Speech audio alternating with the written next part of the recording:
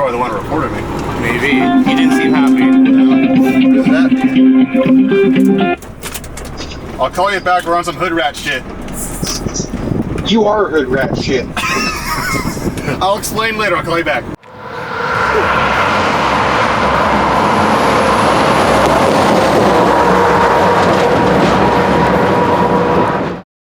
So obviously all this right here.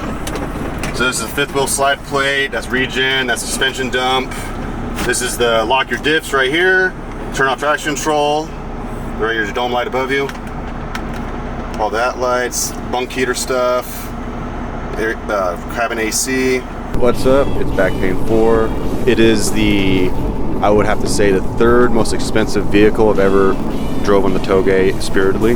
This is also the heaviest and the slowest. Retail, according to the bill of sales, $162,000. So the engine in it, Cummins X15 straight 6 diesel. It's a 14.9 liter direct injection turbocharged diesel. I don't know the size of the turbo off the top of my head, but it pushes at least 38 pounds of boost. Horsepower is about 500 or so horsepower and about 1,600 RPM and 1,500 pound-feet of torque at about 1,300 RPM. Red line is about 2,100 RPM.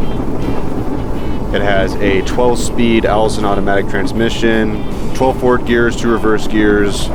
On the touge we were using between 6th and 10th gear. Gross weight just on the tractor alone is just under 19,000 pounds.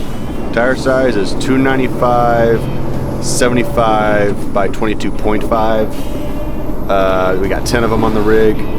Each tire retails for about $800 a piece, and there are approximately 1,200 tread wear.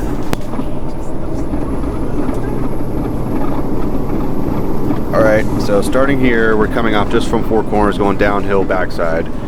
I've already done a few runs, I'm getting warmed up. I've decided only to single lane it just for safety, and well, this truck takes up the entire single lane anyways, as you can see here. Any dive, and also has a lane assist system which beeps, but for the most part it kept it in my lane. Now, the whining you hear is actually the wheel bearings, because it's so heavy duty. That spool up you hear is not the turbo, it's the wheel bearings just warming up. Right here is the fastest we got. We were going approximately, I believe, 60, 61 miles an hour. And here, when I tapped the brakes, I was using engine braking to slow it down, so we didn't cook the brakes, but I doubt we cooked the brakes. They're 20-inch disc brakes, so you have to try really hard to cook it. Looking in the back of the rig here, that's just the equipment necessary for the jobs, chains, straps, tarps. That adds probably another 1,000 pounds to the weight, so we're probably closer to 20,000 pounds on this run. That steering angle you see, I'm turning at least 90 degrees to the right, just do slight adjustments. This is very loose steering, as you would expect. Around here, 55 mile an hour.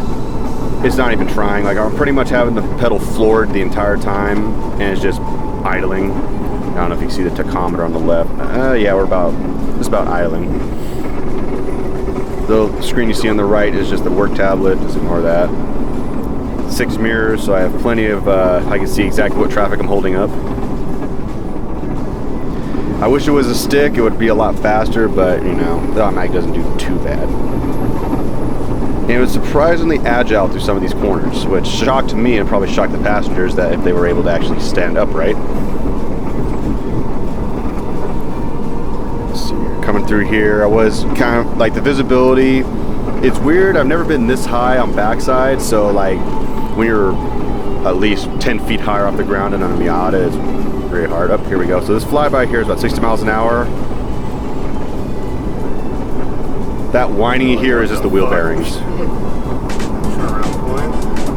So yes, it is. Is it definitely an experience? If you ever have an opportunity to ride a commercial vehicle at pace, it is definitely an experience.